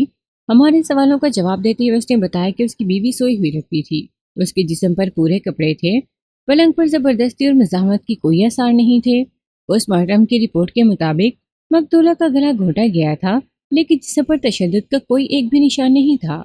یہ تو معلوم ہو گیا تھا کہ چوری یا ڈکیتی کی واردات نہیں ہوئی تھی۔ اگر ہوئی ہوتی اور چور مقتولہ کے قاتل ہوتے تو لاش پلنگ پر نہ ہوتی، اسے فرش پر اور ٹرکوں والے کمرے میں ہونا چاہیے تھا، کیونکہ مقتولہ نے پلنگ سے اٹھ کر شور مچانے یا مزاحمت کرنے کی کوشش کی ہوگی۔ اگر باہر سے کوئی مقتولہ کو قتل کرنے کے لیے آیا تھا اور اس کی نیت ڈکیتی کی نہیں تھی تو مقتولہ کی لاش یوں پرسکون طریقے سے پلنگ پر نہ پڑی ہوتی۔ وہ خوبصورت بلکہ زیادہ خوبصورت لڑکی تھی، اس پر مجرمانہ حملہ قدرتی اور لازمی تھا۔ اگر چوری بھی نہ ہوئی اور مجرمانہ حملہ بھی نہ ہوا تو یہ قتل انتقامی تھا، قاتل قتل کی نیت سے ہی آیا تھا۔ تمہاری ایسی دشمنی کس کے ساتھ ہے کہ وہ تمہاری بیوی کو قتل کر گیا؟ انسپیکٹر والٹر نے امرناتھ سے پوچھا۔ جواب دینے سے پہلے سوچ لو، میں نے کہا۔ ہم نے ابھی کئی اور لوگوں سے پوچھ گچھ کرنی ہے، پھر ہم اس آدمی کو تمہارے سامنے لائیں گے جس کا تم نام لوگے۔ ایسی دشمنی تو کسی کے ساتھ بھی نہیں، اس نے جواب دیا۔ تم نے کسی کی بیوی کے ساتھ ناجائز دوستی بنا رکھی ہو؟ نہیں جی، اس نے کہا۔ تمہارا باپ کہتا ہے کہ تمہاری بیوی بدمعاش تھی، انسپیکٹر والٹر نے پوچھا۔ تمہاری کیا رائے ہے؟ آزاد خیال تھی، اس نے جواب دیا۔ مجھے اتنی زیادہ آزادی پسند نہیں تھی۔ کیا وہ تمہارے قابو سے نکل گئی تھی؟ یہی سمجھ لیں، اس نے جواب دیا۔ تم اس کو کس سے ملنے سے روکا کرتے تھے؟ اس نے چونک کر مجھے دیکھا کہ جیسے اسے اس سوال کی توقع نہیں تھی۔ اس کی نوکرانی نے ہمیں مقتولہ کے ساتھ اس کے تعلقات کی بہت سی باتیں بتائی تھیں۔ ہم دونوں انسپیکٹران باتوں کو ذہن میں رکھ کر اس سے پوچھ گچھ کر رہے تھے۔ تم نے اسے کبھی روکا نہیں تھا۔ میں نے کہا، تم یہی کہنا چاہتے ہو نا؟ وہ تم سے نفرت کرتی تھی، اس کا دل کسی اور کے ساتھ تھا، تم اس پر بس چلنے کا الزام لگاتے رہتے تھے۔ اس کی آنکھیں ٹھہر گئی۔ قتل سے ایک روز پہلے تمہاری اس کے ساتھ لڑائی ہوئی تھی، انسپیکٹر والٹر نے کہا۔ بولو، ٹھیک ہے یا غلط؟ میرا خیال ہے میری نوکرانی نے آپ کے کان بھرے ہیں، اس نے کہا۔ میری بیوی اس نوکرانی کو کھلاتی پلاتی رہتی تھی، اس لیے نوکرانی اسی کی طرف داری کرتی تھی۔ اب اس عورت نے آپ کو میرے خلاف جھوٹی باتیں بتا دی ہیں۔ بکو مت، انسپیکٹر والٹر نے کہا۔ اپنی بیوی کے ساتھ تمہاری لڑائی کیوں ہوئی تھی؟ انسپیکٹر والٹر نے اسے بتایا کہ اس لڑائی میں مقتولہ نے امرناتھ سے کیا کچھ کہا تھا اور امرناتھ نے کیا کہا تھا، لیکن اس سے آپ کو یہ شک نہیں ہونا چاہیے کہ اسے میں نے قتل کیا ہے۔ امرناتھ نے ایسی آواز میں کہا جیسے رو رہا ہو۔ پہلے انسپیکٹر نروتم داس نے مجھ پر الزام عائد کیا تھا کہ اپنی بیوی کو میں نے خود قتل کیا ہے، اب آپ وہی الزام عائد کر رہے ہیں۔ پولیس کا کوئی بھی افسر یہ کیس سنے گا تو سب سے پہلے تم پر شک کرے گا، میں نے کہا۔ میری بات غور سے سنو، چھوٹے سیٹ امرناتھ جی، جہاں تم نے اتنے سچ بولے ہیں تو یہ بھی بتا دو کہ تم نے اپنی بیوی کو قتل کیا ہے۔ اس نے بڑی شدت سے انکار کیا۔ انسپیکٹر نروتم داس نے مجھ سے 10,000 روپے لیا تھا، امرناتھ نے کہا۔ آپ 12,000 لے لیں۔ اس نے ہم دونوں کی طرف باری باری دیکھا جیسے ہماری بولی کا انتظار کر رہا ہو، پھر بولا، آپ خود بتائیں۔ 15,000۔ یہ 10، 12 اور 15,000 روپے آج کے نہیں تھے، انہیں آج کے 1,00,000، 1.5 اور 2,00,000 سمجھیں۔ تم ابھی اپنے ٹھکانے پر چلو، انسپیکٹر والٹر نے امرناتھ سے کہا۔ اب کیا ہوگا؟ اس نے پوچھا۔ ہم تمہیں سوچنے کی مہلت دے رہے ہیں، میں نے کہا۔ کچھ سوچنا کہ کچھ ہم تمہاری مدد کریں گے۔ اسے اسی کمرے میں بھیج دیا اور ہیڈ کانسٹیبل کو بلا کر کہا کہ اسے اب پھر سگریٹ کے بغیر رکھو اور اپنا عمل جاری رکھو، لیکن شدید نہیں۔ ہم نے آپس میں صلاح مشورہ کر کے انسپیکٹر نروتم داس کو بلایا۔ ہم تمہاری مدد کرنا چاہتے ہیں اور تم اپنے آپ کو بہت ہی ہوشیار اور چالاک سمجھ رہے ہو، میں نے انسپیکٹر نروتم داس سے کہا۔ یہ لوگ عادی مجرم اور ڈکیت نہیں جو کئی کئی دن CIA کی مار کھا سکتے ہوں، یہ تو صرف ایک رات میں بول پڑا ہے، ایک سگریٹ کے عوض اس سے تمہارا پردہ اٹھا دیا ہے۔ اچھا، اس نے بڑی آہستہ سے کہا اور پوچھا، اقبالی ہو گیا؟ اس جگہ کون اقبالی نہیں ہوتا، میں نے کہا۔ تم پر ابھی تک 10,000 کا نشہ سوار ہے، ہوش میں آؤ لالا۔ شہادت کو موڑنے توڑنے اور اپنی مرضی کی شہادت پیدا کرنے سے پہلے یہ تو سوچ لینا تھا کہ مقتولہ کے وارث بھی موجود ہیں اور وہ بھی انہی کے پائے کے لوگ ہیں، اور تم بھول گئے تھے کہ CIA بھی موجود ہے۔ میں نے اسے 3-4 باتیں بتائیں جو وہ سمجھتا ہوگا کہ کسی کو معلوم نہیں ہو سکیں گی۔ ٹھہرو ملک، انسپیکٹر والٹر نے کہا۔ کیا تم بولو گے یا نہیں؟ بولو ہاں یا نہیں، جلدی بولو۔ اس نے سر جھکا لیا۔ تمہارا بیان 4 روز بعد ہوگا، انسپیکٹر والٹر نے کہا، اور تم جانتے ہو تمہارے یہ 4 روز کس طرح گزریں گے۔ ایک عرض کروں؟ اس نے ہم دونوں کی طرف باری باری دیکھ کر پوچھا۔ بولو، انسپیکٹر والٹر نے کہا۔ میرے خلاف مقدمہ نہ بنائیں، اس نے کہا، محکمانہ کارروائی کروا دیں۔ محکمانہ کارروائی میں اسے زیادہ سے زیادہ یہ سزا ملتی کہ نوکری سے سبک دوش کر دیا جاتا، مقدمے میں اسے 2-4 سال سزائے قید ملنی تھی۔ یہ فیصلہ ہمارے ہاتھ میں نہیں تھا، شہادت میں گڑبڑ کر کے قاتل کو بچانا سنگین جرم تھا۔ تم بیان دو، میں نے اسے کہا۔ انسپیکٹر والٹر میری بات نہیں ٹالے گا۔ ہاں ہاں، انسپیکٹر والٹر نے کہا، پہلے یہ پوری بات بتا دیں، ہم مدد کریں گے۔ میں آپ کو پوری بات بتا دیتا ہوں، انسپیکٹر نروتم داس نے کہا۔ مجھے اس لڑکی کے قتل کی اطلاع امرناتھ کے باپ نے تھانے میں آ کر دی۔ میں اس سیٹ کو جانتا تھا، یہ سیاسی اور سماجی حلقوں میں بڑی شہرت رکھتا ہے۔ اس نے اس سے پوچھا کہ اسے کس پر شک ہے۔ اس نے کسی پر بھی شک نہ کیا اور کہنے لگا کہ میں اس کے بیٹے کے گھر چلوں، پھر وہ میرے ساتھ علیحدگی میں بات کرے گا۔ میں اس کے گھر چلا گیا۔ کیا تم نے تمام حالات وغیرہ معلوم کر کے FIR تحریر کر لی تھی؟ میں نے پوچھا۔ نہیں، اس نے جواب دیا۔ مجھے معلوم تھا کہ موقع واردات پر جانے سے پہلے کیا کیا کاغذات تیار کرنے ہیں، لیکن اس سیٹ نے مجھے FIR نہ لکھنے دی۔ کہنے لگا کہ پہلے میرے بیٹے کے گھر چلو۔ میں اس کے ساتھ چلا گیا، لیکن میں یہ سمجھ چکا تھا کہ معاملہ کچھ گڑبڑ والا ہے اور مقتولہ کو انہوں نے خود ہی قتل کیا ہوگا۔ آپ نے مجھے سچ بولنے کو کہا ہے تو میں بالکل سچ بول رہا ہوں۔ میں نے سوچ لیا کہ بہت مالدار آدمی ہے اور حسن و رسوخ والا بھی ہے۔ اگر کوئی پیچیدگی و خطرے والی بات نہ ہوئی تو میں اس سے اچھی خاصی رقم وصول کر سکتا ہوں۔ اس سے آگے جو وقوع ہوا وہ میں ذرا مختصر کر کے اور کچھ انہی لوگوں کی زبانی سناتا ہوں۔ انسپیکٹر نروتم داس نے امرناتھ کے گھر میں داخل ہو کر اور ان کی رہنمائی میں بیڈ روم میں جا کر دیکھا۔ مقتولہ کی لاش پلنگ پر پیٹ کے بل پڑی ہوئی تھی۔ اس کا منہ کھلا ہوا تھا اور آنکھیں آدھی کھلی ہوئی تھی۔ انسپیکٹر نروتم داس نے لاش کے جسم کا معائنہ کیا۔ گردن پر نیلے نیلے دھبے نظر آئے۔ ان دھبوں سے اور کھلے ہوئے منہ اور مردہ چہرے پر تکلیف کے آثار ہے۔ یہ سمجھنا مشکل نہیں تھا کہ مقتولہ کا گلا گھونٹا گیا ہے۔ انسپیکٹر نروتم داس پلنگ اور کمرے کا جائزہ لینے لگا تو امرناتھ کے باپ نے اس کا بازو پکڑ لیا اور اسے دوسرے کمرے میں لے گیا جو اس مکان کا ڈرائنگ روم تھا۔ فرنیچر، قالین اور دیگر اشیاء سے پتہ چلتا تھا کہ کتنے امیر لوگ ہیں۔ مقتولہ کا خامند امرناتھ نہیں تھا۔ پنڈت نروتم جی، امرناتھ کے باپ نے انسپیکٹر نروتم داس سے کہا، میں آپ کو بالکل صحیح بتا دیتا ہوں کہ کیا ہوا ہے۔ آگے آپ پر چھوڑتا ہوں۔ آپ چاہیں تو میرے بیٹے کو گرفتار کر لیں اور چاہیں تو اسی طرح معاملہ گول کر دیں۔ کیا اپنی بیوی کو آپ کے بیٹے نے خود ہی قتل کیا ہے؟ انسپیکٹر نروتم داس نے پوچھا۔ ہاں، بڑے سیٹ نے جواب دیا، لیکن اسے بیداری کی حالت میں نہیں بلکہ نیند کی حالت میں اپنی بیوی کا گلا گھونٹ دیا ہے۔ ساری بات غور سے سنیں اور میرے بیٹے کی بچت کا کوئی راستہ نکالیں۔ اس نے اپنے بیٹے سے کہا، انہیں پوری بات سنا دو۔ وہ تو سمجھتا تھا کہ خواب ہے، لیکن آنکھ کھولے تو یہ حقیقت نظر آئی۔ امرناتھ نے کہا، پورا خواب بیان کریں۔ انسپیکٹر نروتم داس نے کہا، میں نے خواب میں اپنی بیوی کو ایک آدمی کے ساتھ دیکھا۔ امرناتھ نے کہا، اس آدمی کے ساتھ بڑی بےہودہ حرکتیں کر رہی تھی۔ میں نے پہلے اس آدمی کو پکڑ کر پیچھے کو گھسیٹا اور اس کے منہ پر گھونسا مارا۔ وہ آدمی پیچھے کو گرا۔ میں اس کے اوپر بیٹھ گیا اور اس کا گلا گھونٹنے لگا۔ میری بیوی نے اپنی آشنا کو مجھ سے چھڑانے کے لیے کوئی چیز میری پیٹھ پر ماری۔ میں اٹھ کر اپنی بیوی کی گردن دونوں ہاتھوں سے جکڑ لی اور گردن کو بہت زور سے دبانے لگا۔ دباتے دباتے میری آنکھوں کے آگے اندھیرا آ گیا، پھر ہلکی ہلکی روشنی ہو گئی۔ اپنی بیوی کی گردن ابھی تک میرے ہاتھ میں تھی۔ میں بیدار ہو گیا۔ صاف نظر آ رہا تھا کہ میں پلنگ پر ہوں اور یہ بیڈ روم ہے۔ پھر مجھے پوری طرح ہوش آئی تو میں نے دیکھا کہ میں اپنی بیوی کے پیٹ پر بیٹھا ہوا ہوں اور اس کی گردن میرے ہاتھوں میں ہے جسے میں پوری زور سے دبا رہا ہوں۔ میں نے فوراً اس کی گردن چھوڑ دی۔ بیوی بالکل نہیں ہلی۔ میں نے اس کی نبض دیکھی، پھر دل پر ہاتھ رکھا۔ وہ مر چکی تھی۔ اس کا چہرہ دیکھ کر مجھ میں اتنا زیادہ خوف طاری ہوا کہ میں گھر سے بھاگنے لگا تھا۔ اچانک خیال آیا کہ پتا جی کو اطلاع دے دوں۔ میں نے انہیں ٹیلی فون پر بتایا تو انہوں نے میرا حوصلہ مضبوط کیا اور کہنے لگے کہ ڈرنا نہیں، میں آ رہا ہوں۔ گھر میں صرف میں تھا یا بیوی تھی جو مر چکی تھی۔ بیوی کا چہرہ دیکھا نہیں جاتا تھا۔ منہ پورا کھل گیا تھا اور زبان تھوڑی سی باہر آ گئی تھی اور آنکھیں تو زیادہ ہی کھل گئی تھیں۔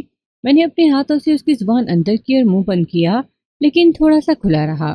پھر اس کی آنکھیں بند کی، شبیں تھوڑی سی کھلی رہی۔ اس کے بعد پتا جی کے ساتھ آپ آ گئے۔ میں اس بیان پر کس طرح یقین کر سکتا ہوں؟ انسپیکٹر نروتم داس نے انہیں کہا، یہ تو بڑی عجیب سی بات لگتی ہے۔ میں تو یہی کہوں گا کہ اپنی بیوی کو امرناتھ نے خود بیداری کے عالم میں قتل کیا ہے۔ میں آپ کو 2 ڈاکٹروں کے نام بتا دیتا ہوں۔ امرناتھ کے باپ نے کہا، شے ان کے زیر علاج رہا ہے۔ امرناتھ میں یہ خرابی پیدا ہو گئی ہے کہ کبھی کبھی نیند میں اٹھ کر چل پڑتا ہے، کمروں میں گھوم کر واپس اپنے بستر پہ آ جاتا ہے۔ اس میں بیماری 10 سال کی عمر میں پیدا ہوئی تھی۔ میں جب اس کی ماں مر گئی تھی، ماں کا پیار کھو جانے سے یہ ہوا کہ اسے نیند میں چلنے کی عادت ہو گئی۔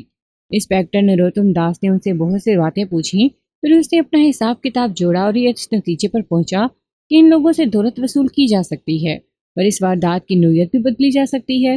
دولت کے علاوہ انسپیکٹر نروتم داس ان لوگوں کی مدد اس وجہ سے بھی کرنا چاہتا تھا کہ وہ خود بھی برہمن تھا۔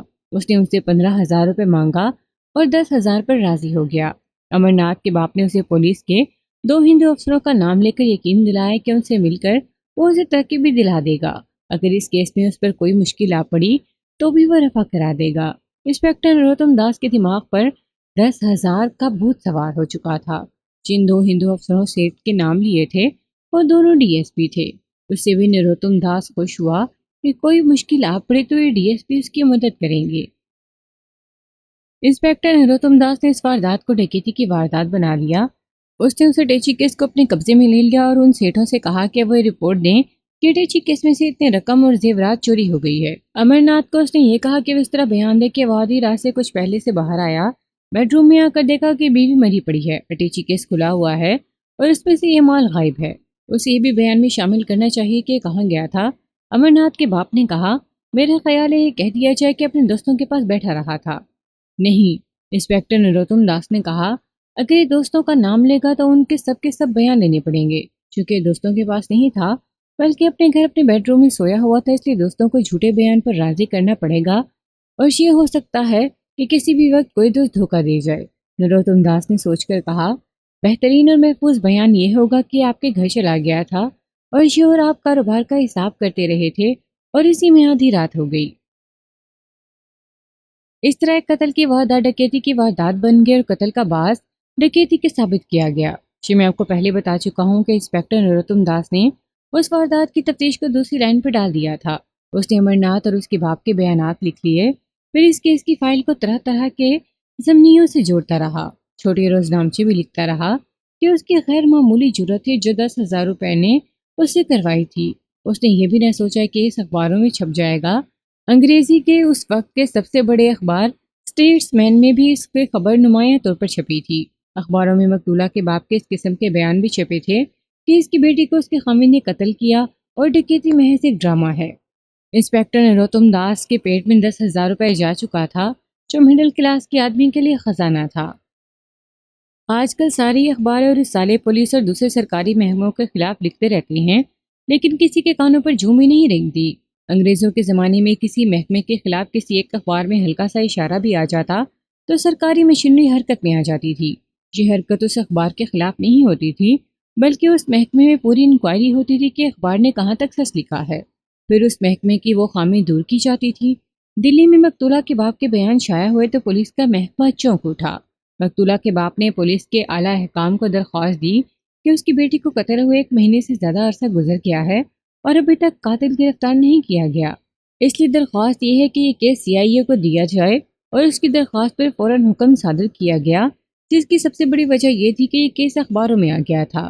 اب یہ کیس CIA کے پاس آ گیا تھا اور صرف ایک رات کے اندر اندر پردے اٹھ گئے اور متعلقہ تھانے کا ایسا چکبالی بیان دے رہا تھا۔ اب ہم نے یہ دیکھنا تھا کہ امرناتھ کا بیان کہاں تک سچ ہے کہ اسے نیند میں چلنے کی عادت ہے اور اسے اپنی بیوی کو گہری نیند اور خواب کی کیفیت میں قتل کیا تھا۔ انسپیکٹر نروتم داس کو ہم نے باقاعدہ طور پر زیر حراست لے لیا، اسے حوالات میں بھیج کر امرناتھ کے باپ کو بلایا اور اسے بتایا کہ نروتم داس گرفتار کو ہو کر حوالات میں بند ہو چکا ہے کیونکہ اس نے اقبالی بیان دے دیا ہے۔ اب آپ جھوٹ بولنے کی کوشش کرنا، انسپیکٹر والٹر نے کہا۔ اس کا سر جھک گیا۔ ہم نے اسے یہ نہ بتایا کہ اس کے بیٹے اور نروتم داس نے اپنے بیانات میں کیا کہا ہے۔ ہم نے اسے صرف یہ بتایا کہ مقتولہ اس کے بیٹے کے ہاتھوں قتل ہوئی ہے اور انسپیکٹر نروتم داس نے 10,000 روپے رشوت لے کر قتل کے اس کیس کی شکل صورت بدل ڈالی تھی۔ میرے بیٹے نے قتل ہوش و حواس میں نہیں کیا، اس نے بڑی اداس اور ہاری ہوئی آواز میں کہا۔ ہمیں یہ معلوم ہو چکا ہے کہ امرناتھ نے نیند کی حالت میں اپنی بیوی کو قتل کیا ہے، میں نے کہا، لیکن اس کا تو بڑا ٹھوس ثبوت اور ناقابل یقین ہونا چاہیے۔ آپ نے 2 ڈاکٹروں کے نام دیے تھے، انسپیکٹر والٹر نے کہا، لیکن انسپیکٹر نروتم داس نے کیس کی اصل صورت بدل کر ان ڈاکٹروں کے بیان نہیں لیے۔ میں آپ کو ان ڈاکٹروں کے نام اور پتے بتا دیتا ہوں، امرناتھ کے باپ نے کہا، آپ ان سے تفتیش کر سکتے ہیں، ان کے بیان لینے کا وقت گزر گیا ہے۔ میں نے کہا، اگر اب ہم ان کے ساتھ بات کرتے ہیں تو خود ہمارے دل میں یہ شک پیدا ہوگا کہ جس طرح آپ نے ایک پولیس انسپیکٹر کو رشوت دی ہے، اسی طرح ان دونوں ڈاکٹروں کو بھی رشوت دے کر بیان دلوا دیں گے۔ ہمارا شک یہ ہے کہ آپ نے ان 2 ڈاکٹروں کو تیار کر رکھا ہے۔ ایسی بات نہیں، اس نے کہا، امرناتھ کے پاس ڈاکٹروں کے پرانے نسخے موجود ہوں گے۔ یہ دونوں ڈاکٹر اتنے معزز اور بے ادب ہیں کہ انہیں خریدا نہیں جا سکتا۔ اس نے ہمیں یہ بھی بتایا کہ امرناتھ کی ماں اس کے بچپن میں مر گئی تھی، اس کے بعد اسے کبھی کبھی نیند میں چلنے کا عارضہ لاحق ہو گیا تھا۔ یہ کوئی عجیب و غریب مرضی عادت نہیں کہ کوئی نیند میں چلتا پھرتا ہے اور واپس اپنے پلنگ پر آ جاتا ہے اور صبح اسے یاد ہی نہیں رہتا۔ اس میں اس کا تعلق جذبات کے ساتھ ہوتا ہے، اور سوئے ہوئے انسان کو نیند میں چلانا، اسے کہیں ٹھوکر نہ لگنے دینا، گرنے نہ دینا، واپس پلنگ پر لٹا دینا ذہنی لاشعور کا کام ہے۔ اس ذہنی مریض کے بعد مریض نیند میں صرف چلتے نہیں بلکہ کوئی کام کرنا شروع کر دیتے ہیں، اور یہ کام ادھورا چھوڑ کر یا پورا کر کے پلنگ پر چلے جاتے ہیں اور لیٹ جاتے ہیں۔ صبح انہیں رات کی کارگزاری کا ذرا بھی علم نہیں ہوتا۔ امرناتھ کے اس مرض کا باعث یہ بتایا گیا تھا، یعنی ماں کی موت، یہ ناقابل یقین تھا۔ اس مرض کی وجوہات اسی قسم کی ہوا کرتی ہیں، لیکن یہاں ایک سنگین جرم ہو گیا تھا۔ ایک لڑکی قتل ہو گئی تھی۔ قاتل کے باپ کا صرف یہ کہنا ہے کہ اسے یہ قتل گہری نیند کی حالت میں سرزد ہوا ہے، قانون کے لیے قابل قبول نہیں تھا۔ قتل کی وجہ صحیح ثابت کرنا ملزم کا کام تھا۔ ہم نے امر ناتھ کے باپ کو باہر بھیج کر امر ناتھ کو بلا لیا۔ اس نے کمرے میں آتے سگریٹ مانگا۔ اسے سگریٹ کی بجائے ہم نے پھٹکار اور لان تان کی، کیونکہ اس نے انسپیکٹر نروتم داس کے خلاف ثبوت خوری کا ذکر تو کر دیا تھا، لیکن یہ نہیں بتایا تھا کہ اس کی بیوی اس کے ہاتھوں قتل ہو گئی ہے۔ اب ہم نے اسے بتایا کہ اس کا باپ اور انسپیکٹر نروتم داس بیان دے چکے ہیں، تو اس نے ہاتھ جوڑ کر معافی مانگی اور ویسا ہی بیان دیا جیسا کہ انسپیکٹر نروتم داس نے دیا تھا۔ اگر اسے اپنی بیوی کو واقعی نیند کی حالت میں قتل کیا تھا تو اس کے ذہنی لاشعور میں اپنی بیوی کے لیے نفرت اور انتقام کا جذبہ دبا ہوگا۔ ہم نے اس سے پوچھا کہ اس کی بیوی کے تعلقات کس کے ساتھ تھے۔ ایک مسلمان نواب زادہ ہے، اس نے جواب دیا۔ میرا خیال ہے ان کی دوستی شادی سے پہلے کی تھی، لیکن شادی کے 5-6 مہینے بعد مجھے اس کا علم ہوا۔ وہ کہتی تھی کہ اس کے ساتھ اس کا کوئی تعلق نہیں، لیکن ان کا تعلق بڑا گہرا تھا۔ ویسے بھی یہ لڑکی میرے قابو سے نکل گئی تھی۔ شام کو اکیلی باہر نکل جاتی تھی، میں اسے کچھ کہتا تو وہ ایک کے بدلے 10 سناتی تھی۔ میں اسے محبت کا واسطہ دیتا تھا اور مجھے یہاں تک کہہ جاتی تھی کہ مجھے تمہاری صورت سے ہی نفرت ہے۔ مختصر یہ کہ ان دونوں کے درمیان نفرت کی دیوار کھڑی ہو گئی۔ امر ناتھ نے صاف الفاظ میں بتایا کہ اسے جب یقین ہو گیا کہ اس کی بیوی کے تعلقات ایک مسلمان نواب زادے کے ساتھ ہیں، تو اس نے بیوی کو دھمکی دی کہ وہ اسے اس طرح قتل کرے گا کہ اس کی لاش بھی نہیں ملے گی، اور وہ مشہور کرے گا کہ اس کی بیوی اپنے آشنا کے ساتھ بھاگ گئی ہے۔ اس کے 3 روز بعد مجھے نواب زادہ ملا۔ امر ناتھ نے بیان دیتے ہوئے کہا، کہنے لگا، تم نے تو اپنی بیوی کو خالی دھمکی دی ہے، لیکن میں دھمکی دیے بغیر غائب کر دوں گا۔ خبردار، پھر کبھی زبان پر ایسے لفظ نہ لانا۔ میں نے سوچا کہ جس نے اتنی دلیری سے دھمکی دی ہے وہ کر کے بھی دکھا سکتا ہے۔ میں اسے ڈرنے لگا، لیکن اپنی بیوی کو میں دیکھتا تو میرے تن بدن میں آگ لگ جاتی تھی۔ یہ کب کا واقعہ ہے؟ میں نے پوچھا۔ قتل سے 2 روز پہلے کا، اس نے جواب دیا۔ اس معاملے میں اپنی بیوی کے ساتھ بات ہوئی تھی؟ میں نے پوچھا۔ اس سے اگلے روز ہوئی تھی، اس نے جواب دیا۔ بیوی نے مجھے ایسے الفاظ کہے جو کوئی بزدل آدمی بھی برداشت نہیں کر سکتا۔ میں وہ ساری رات اور اگلا سارا دن یہی سوچ سوچ کر پریشان ہوتا رہا کہ میں کیا کروں۔ قتل کی رات آئی، میں نے خواب میں دیکھا۔ اس نے وہی خواب سنایا جو ہم سے پہلے اس نے انسپیکٹر نروتم داس کو سنایا تھا۔ اس نے بھی بتایا کہ 2 ڈاکٹروں سے وہ نیند میں چلے جانے کی بیماری کا علاج کرواتا تھا، لیکن یہ بیماری کم نہ ہوئی۔ ہم نے اسے بتایا کہ وہ عدالت میں ان دونوں ڈاکٹروں کو پیش کرے۔ یہ فیصلہ عدالت کرے گی کہ وہ ڈاکٹروں کا بورڈ طلب کرے جو اس کے متعلق اپنی رپورٹ دے کر اس نے اپنی بیوی کو نیند کی حالت میں قتل کیا ہے، اور اسے نیند میں چلنے پھرنے اور کوئی کام کرنے کی بیماری ہے۔ ملزم کا پاگل پن ثابت کیا جا سکتا ہے، لیکن اس نوعیت کے ذہنی مریض کو ثابت کرنا بہت مشکل تھا۔ ہمارا یعنی پولیس کا موقف یہ تھا کہ ملزم ذہنی خرابی کا بہانہ بنا رہا ہے۔ اس نے دیدہ و دانستہ اور بقائمی ہوش و حواس میں اپنی بیوی کو قتل کیا ہے، اور قتل کا باعث موجود تھا۔ شانی مقتولہ کی ایک آدمی کے ساتھ شناسائی اور خامن کے ساتھ حقارت آمیز سلوک۔ ہم نے بڑی محنت سے مقدمہ تیار کیا۔ عدالت نے ذہنی مرض کو قبول نہیں کیا۔ امر ناتھ کو عمر قید، انسپیکٹر نروتم داس اور امر ناتھ کے باپ کو 2 سال سزائے قید دی گئی۔ ان دولت مند سیٹھوں نے جہاں تک اپیل ہو سکتی تھی دائر کی، لیکن سزا قائم رہی۔